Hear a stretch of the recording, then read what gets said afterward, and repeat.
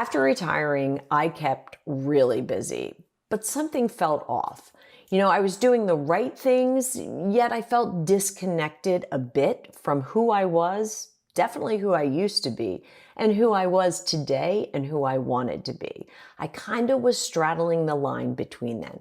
I didn't need an overhaul on my whole life, but I simply started to add small, meaningful habits in to create a mantra every day, whether it was a walk outside, a conversation with a friend, a Bible study, any little thing that I could use to shift my thoughts to bring joy back into my life.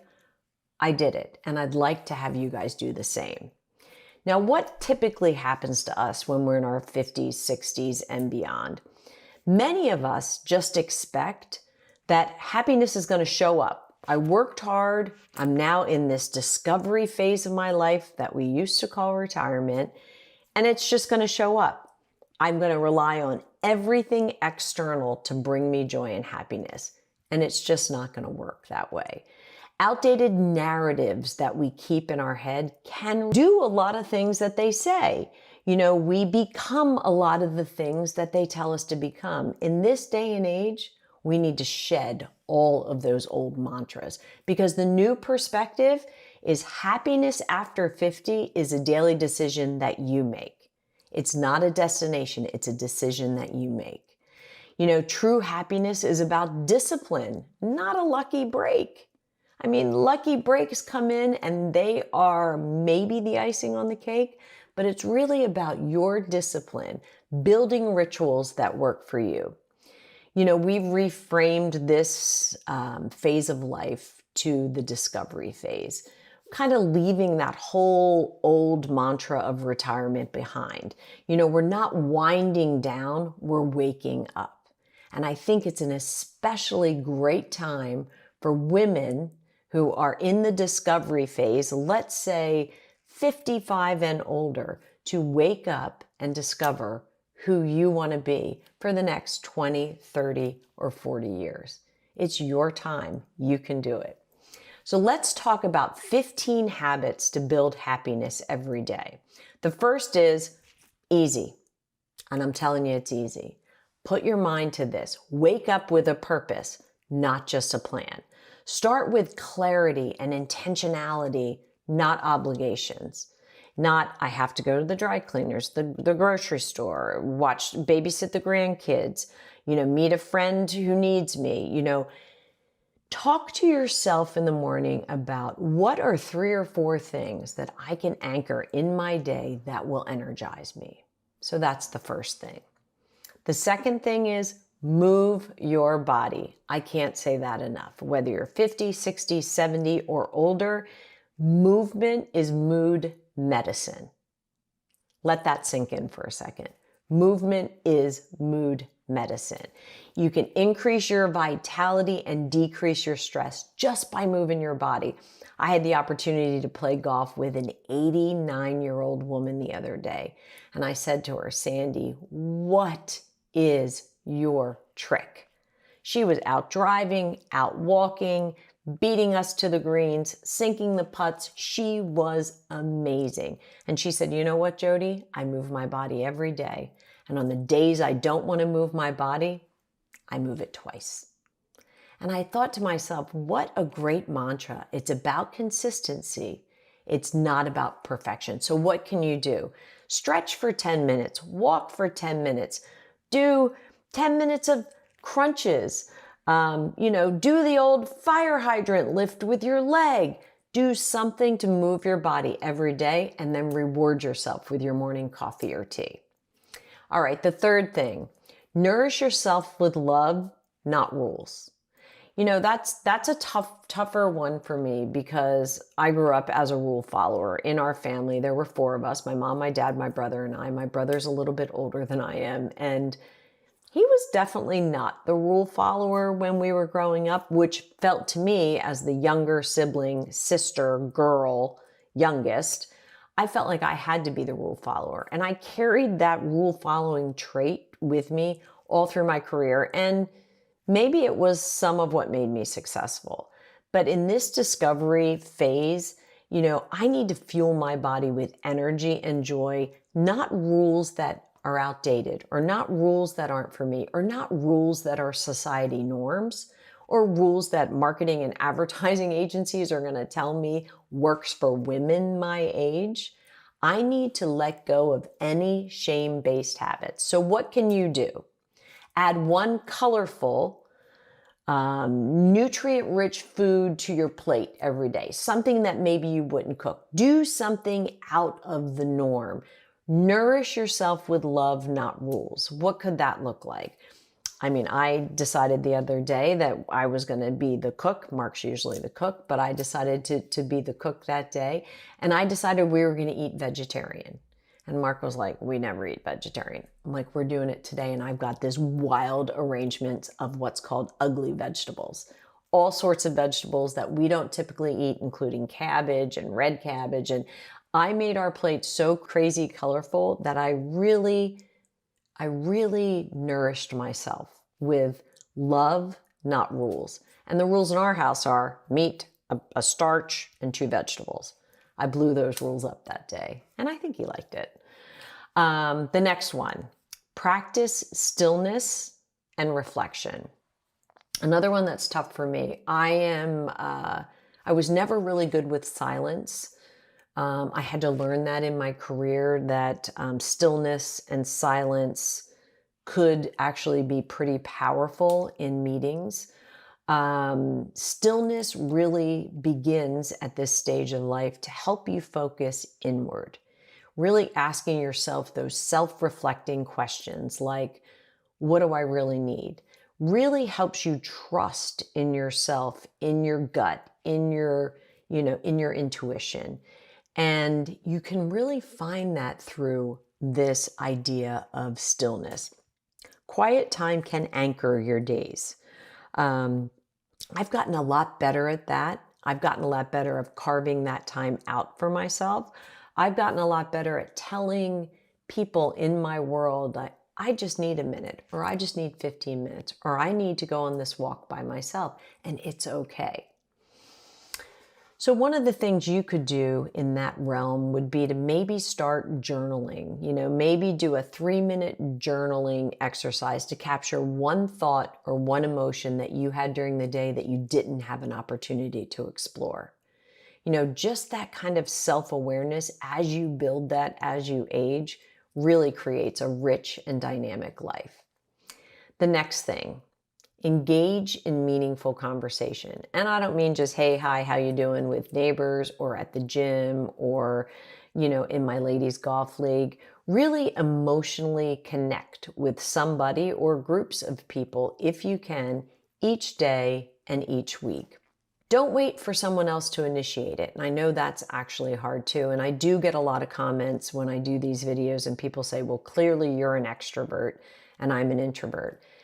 And I think you're probably right. I am an extrovert. It does take energy for me sometimes to be an extrovert, to put myself out there, but waiting for someone else to initiate deep conversation with you, you might be waiting a long time. So why not initiate it yourself?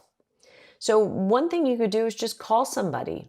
Call somebody who always brought you joy in your life. Call somebody who always brings positivity to your life. Call somebody who always has a fun or funny story to share or tell, and engage in a meaningful conversation with them. All right, the next thing, create beauty around you. And I know that sounds a little kind of woo-woo, but beauty elevates your environment and that affects your spirit. So if you can walk into your bedroom, or you can walk into your living room, or you can walk into your garden and see with your senses, see, smell, hear, if you're in your kitchen, even taste the wonderful things that are around you that you've created in your environment, your surroundings will affect your state of mind. And if you create a positive surrounding in all the areas of your life, you will have a positive state of mind. So one thing you can do, and one thing I do, is I have this eucalyptus spray that when I'm in the shower, you kind of spray it in the shower and it kind of steams up the whole room, kind of smells like that good, fresh eucalyptus smell. And it immediately calms my central nervous system. I immediately get that kind of spa-like feeling. And when I open the door, it wafts into our bedroom and it just kind of gives that Zen kind of feeling in our room. So I really enjoy that. All right, the next thing, and I try to do this a lot, laugh or play just on purpose. Joy is a strength, not a luxury. Play rewires your brains. It rewires you to think of possibilities. So if you have grandkids and you can get on the floor and you can play chutes and ladders, or my Luca loves to play crazy eights. He loves to play Go Fish. He loves to play card games. I mean, from the minute he wakes up until the minute he goes to sleep. And when he's here, I am, Mimi-licious is Six Flags, ready to play whenever he's ready to play. And it really does rewire your brain. So what can you do? Find a place where you can laugh. Find a place where you can play. Find a place where you can be playful. Because I think as we age, we lose that playful nature, and I would encourage you to bring it back. The next thing, do something just for you. Give yourself permission to do something that's just for you. Personal joy should be on your list, but it shouldn't be the last thing on your list. Small self-honored moments build a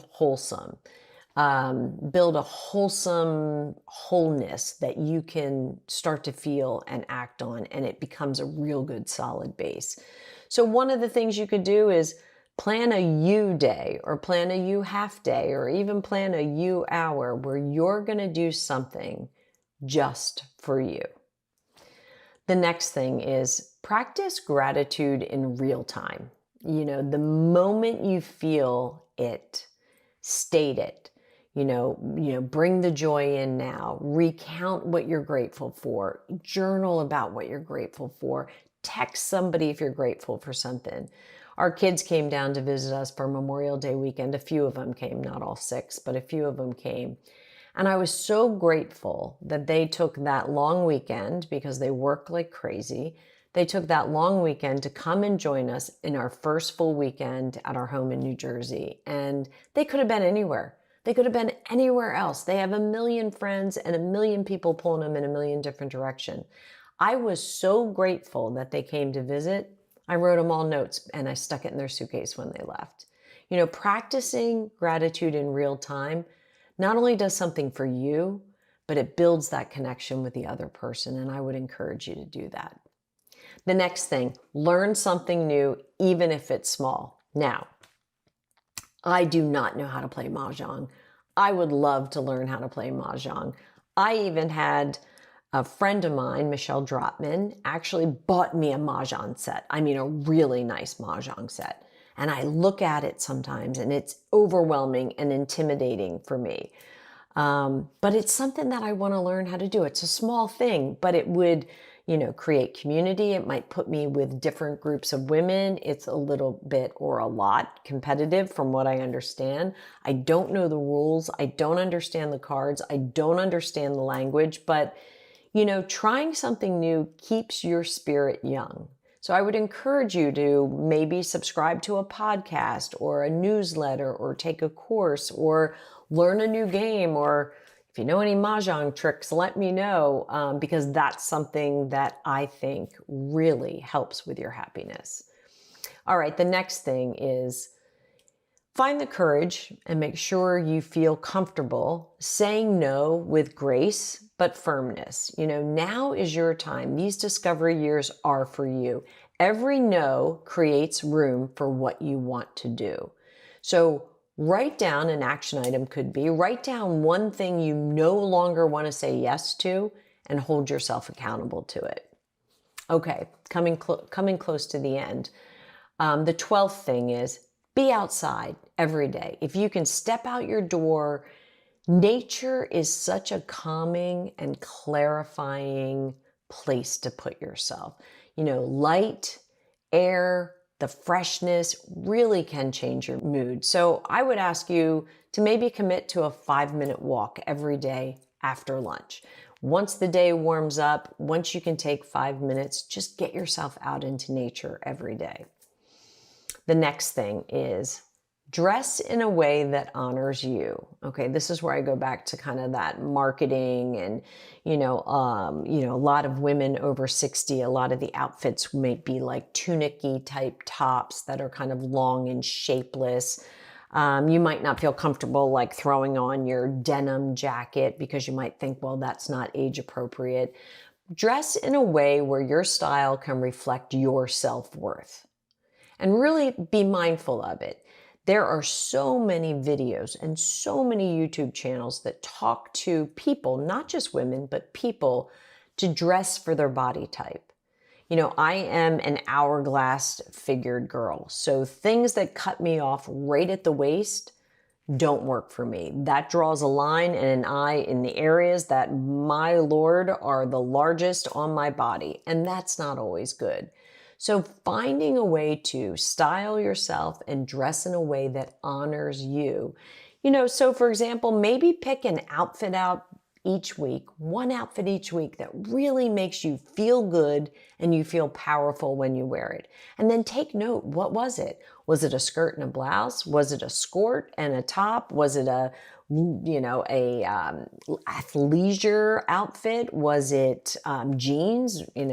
Did you find a great pair of jeans? I will tell you, ladies, Spanx has some incredible jeans that not only hold you in, but they're very stylish and you feel pretty good when you're wearing them, or at least I do.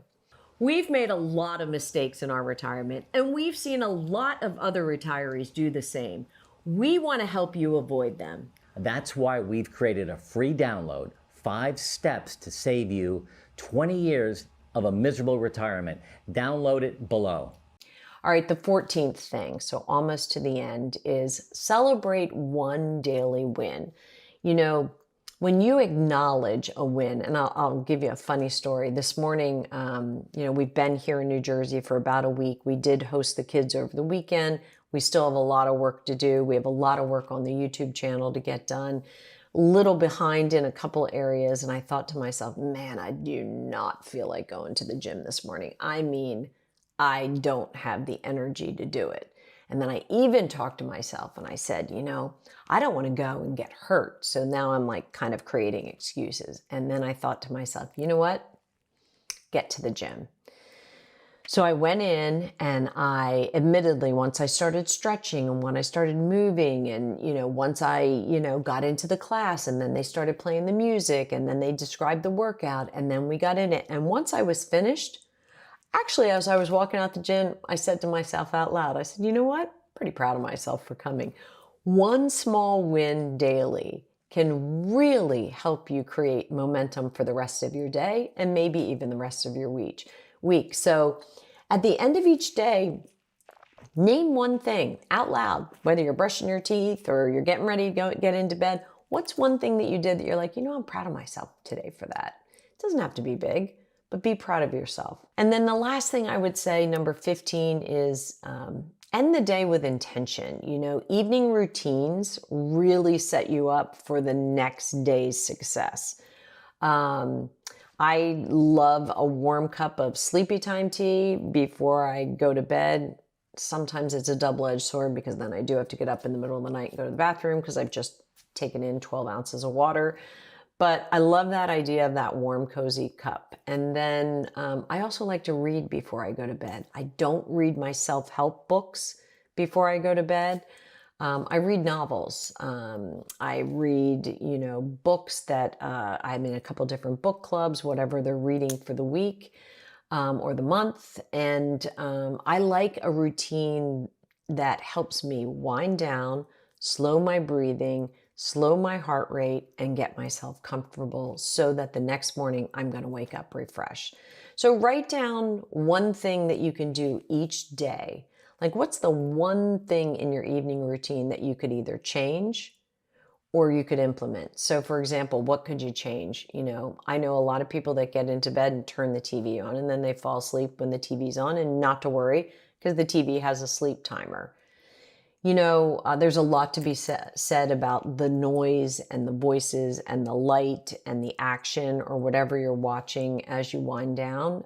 If that's your routine, I would suggest turning the TV off yourself with intention, not just falling asleep to it, but find a routine that works best for you. Now, I'm going to end this with a couple of questions that I got from our YouTube subscribers. And the first one is, Jody, how did you know which habits would actually make a difference in your life? I feel overwhelmed and am not sure where to start. Well, and that was from Marie, who's 62 years old.